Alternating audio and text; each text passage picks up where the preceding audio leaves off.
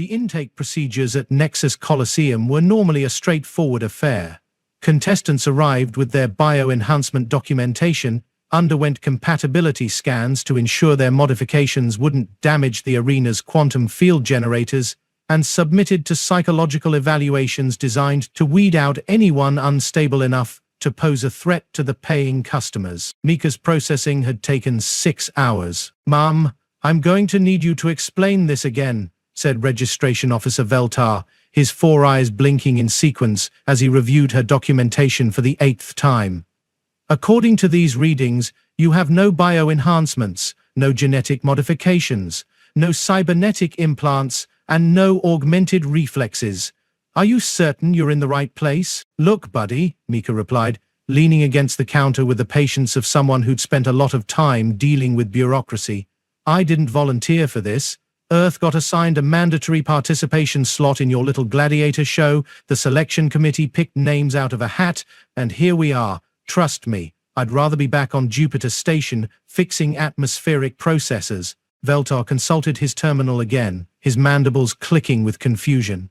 "But you're registered as a Class 5 Deathworlder. Your planet is classified as extremely hazardous by 17 different safety councils." "Yeah, well, that's because everything on Earth is trying to kill everything else, including us. Doesn't mean we're particularly good at it compared to, actual engineered murder machines." The registration process had eventually been completed through the simple expedient of filing Mika under exotic contestant review pending and hoping the legal department could sort it out later.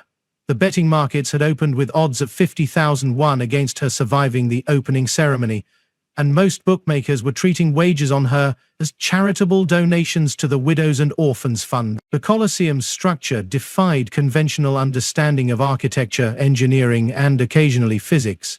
Its central arena occupied a space larger than most space stations, surrounded by viewing galleries that spiraled upward like the inside of a Nautilus shell. The quantum field generators embedded in the arena floor could simulate any environment from Arctic tundra to the surface of a neutron star, while force field projectors ensured that spectator safety was maintained even when contestants were busy reducing each other to subatomic particles. For championship matches, the arena was configured in its most basic setting, a simple circular platform surrounded by energy barriers that could contain explosions large enough to be seen from orbit.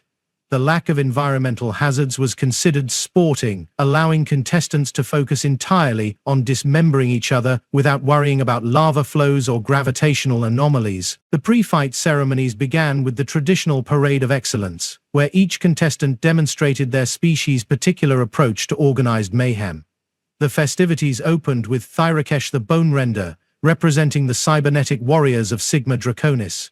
His demonstration involved systematically destroying a series of increasingly durable target drones using weapon systems that had been surgically integrated into his skeletal structure. Next came Zephyr Prime, a collective intelligence inhabiting 17 different biomechanical bodies simultaneously. Their performance involved splitting into individual units, each one performing combat maneuvers that would have required separate physics equations to explain, before recombining into a single entity that moved like liquid death, having a particularly good day.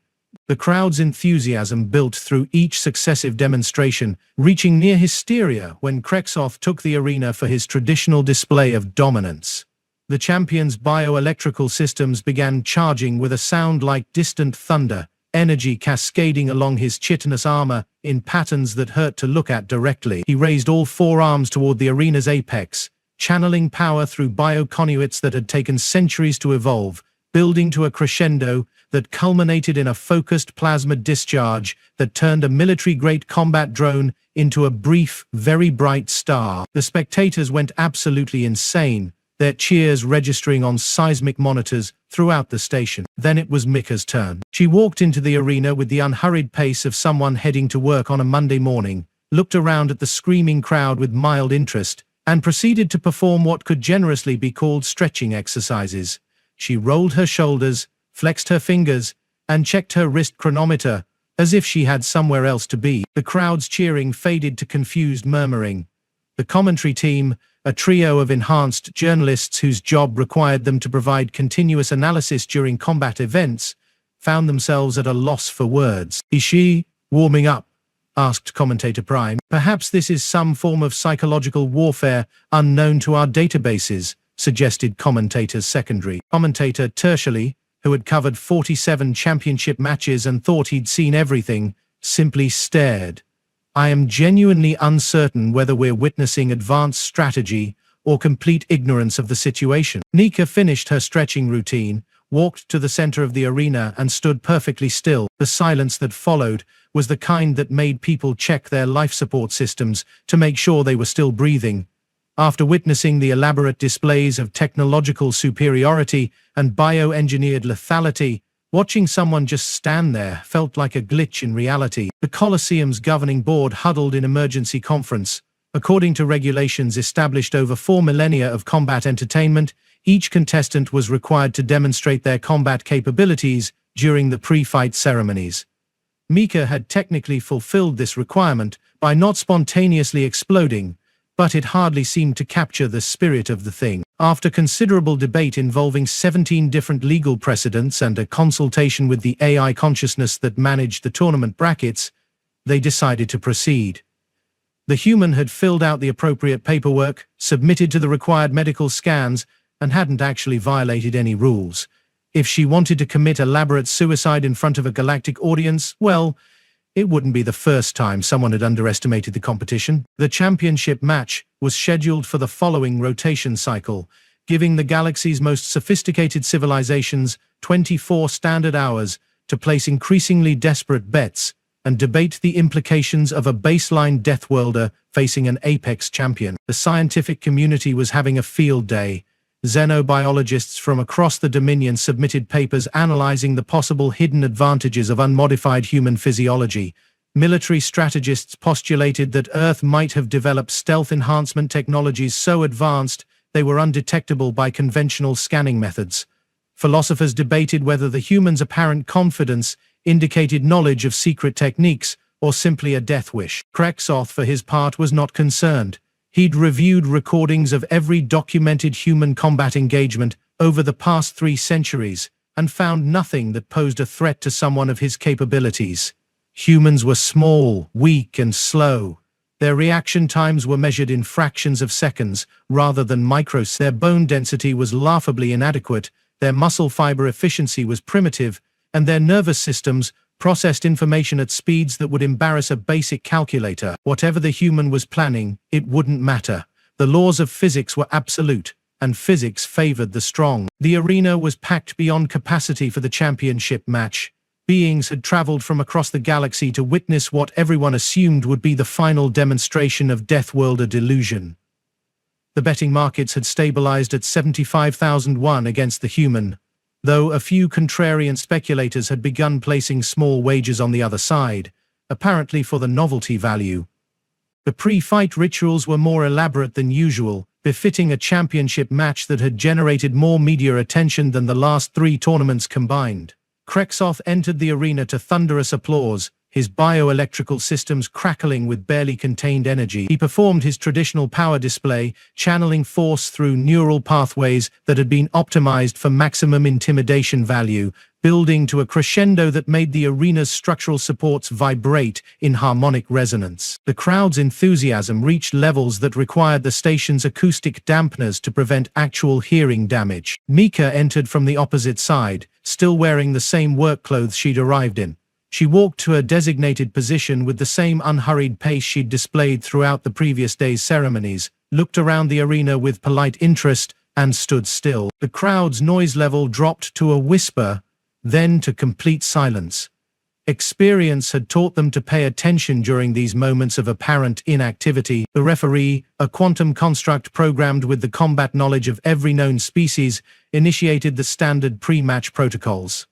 It scanned both contestants for prohibited equipment, confirmed their biological signatures, and began the traditional countdown that had preceded 4 millennia of organized violence. Contestants, acknowledge readiness for combat, the referee announced, its voice echoing through the arena with harmonic frequencies designed to penetrate even the most heavily armored audio receptors. Krexoth lowered himself into a combat stance that distributed his considerable mass across all 6 legs, while positioning his 4 arms for optimal striking angles. Bioelectrical energy began building along his exoskeleton as he prepared to launch himself forward with enough force to crater the arena floor. Mika shifted her weight slightly from one foot to the other. 10, 9, 8. The champion's charging systems reached optimal levels, energy cascading through bioconduits in patterns that would have been beautiful if they weren't so terrifying. 7, 6, 5. Mika checked her chronometer again and seemed mildly surprised by what she saw. 4, 3, 2. Krexoth's muscles coiled with the potential energy of a compressed spring, every fiber of his being focused on the moment of release. Begin combat. The reigning champion of the Celestial Dominion exploded into motion, crossing the arena in a blur of chitinous fury and accumulated momentum. His trajectory was mathematically perfect, his timing flawless, his technique refined by 9 seasons of championship-level combat. Bioelectrical discharges trailed behind him like the tail of a comet, leaving ionized particles in the air. Nothing in the known galaxy could stop him. Mika waited until he was 18 inches away, stepped slightly to her left, grabbed his leading arm and used his own momentum to throw him over her shoulder. The laws of physics, which had seemed so firmly on Krexoth's side, suddenly decided to demonstrate their complete indifference to bioengineering, genetic modification, and 4 million years of evolutionary optimization. The champion's considerable mass, moving at considerable speed, encountered an immovable pivot point and proceeded to describe a perfect parabolic arc through the arena's atmosphere. Krexos the Annihilator, terror of 12 star systems, pinnacle of Zartek engineering, undefeated champion of the most prestigious combat tournament in known space, hit the arena's force field barrier with a sound like a crystal cathedral being dropped from orbit. The impact registered on seismic monitors 3 decks away and caused several spectators in the upper galleries to spill their refreshments. He bounced once, twitched twice, and lay still. The arena fell silent, except for the gentle hum of life support systems and the distant sound of someone's beverage container hitting the floor in one of the premium seating areas. Mika dusted off her hands, walked to the center of the arena, and looked up at the referee construct with the patient expression of someone waiting for a delayed transport. "Winner, Terra Representative Mika Thornfield," announced the referee, its quantum consciousness struggling to process what had just occurred. The silence stretched for another few seconds before someone in the upper galleries began to applaud.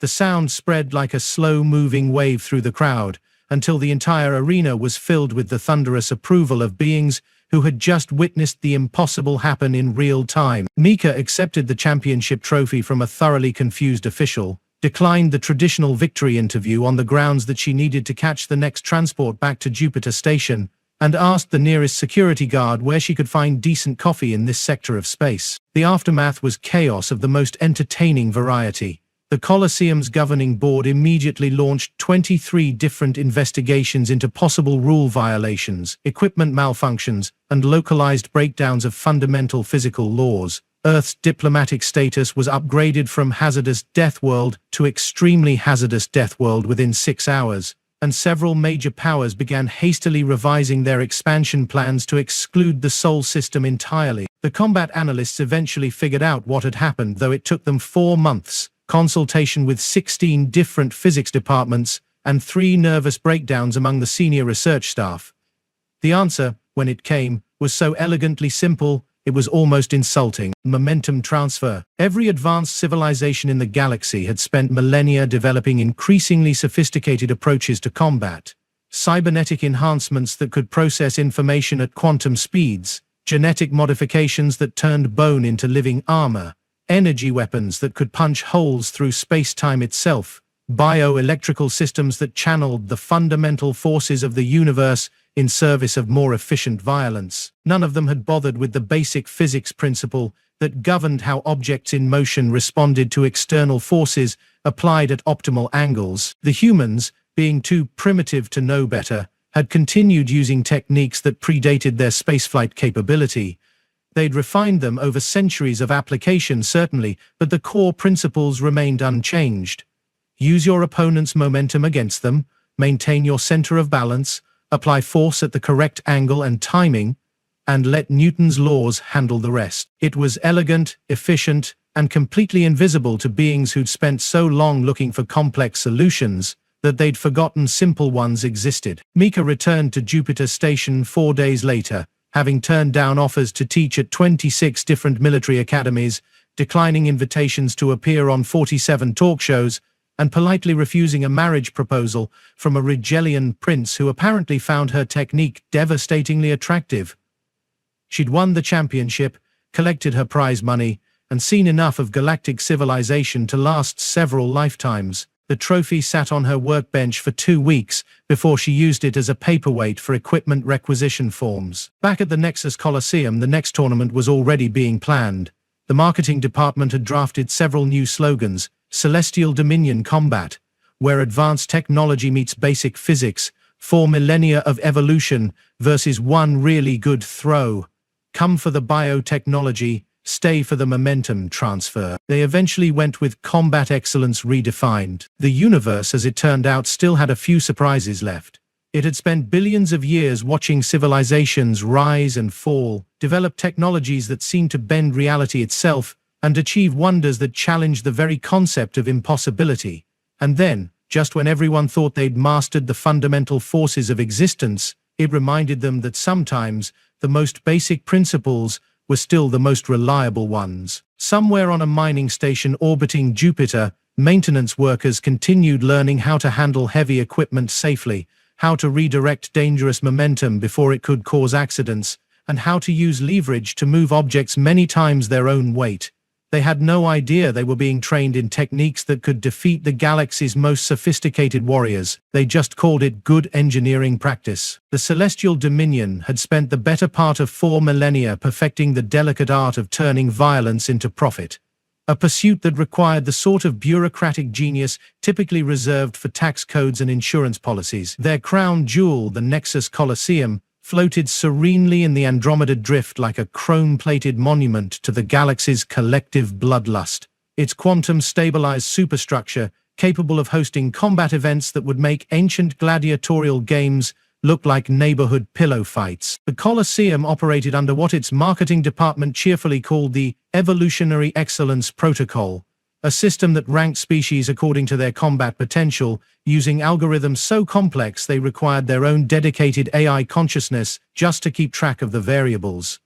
At the top of this pyramid sat the apex champions, beings so thoroughly engineered for warfare that they'd transcended mere biology and entered the realm of living weapons. The current undisputed champion, a nightmare of chitinous armor and bioelectrical fury known as Krexoth the Annihilator, represented everything the Dominion considered peak evolution.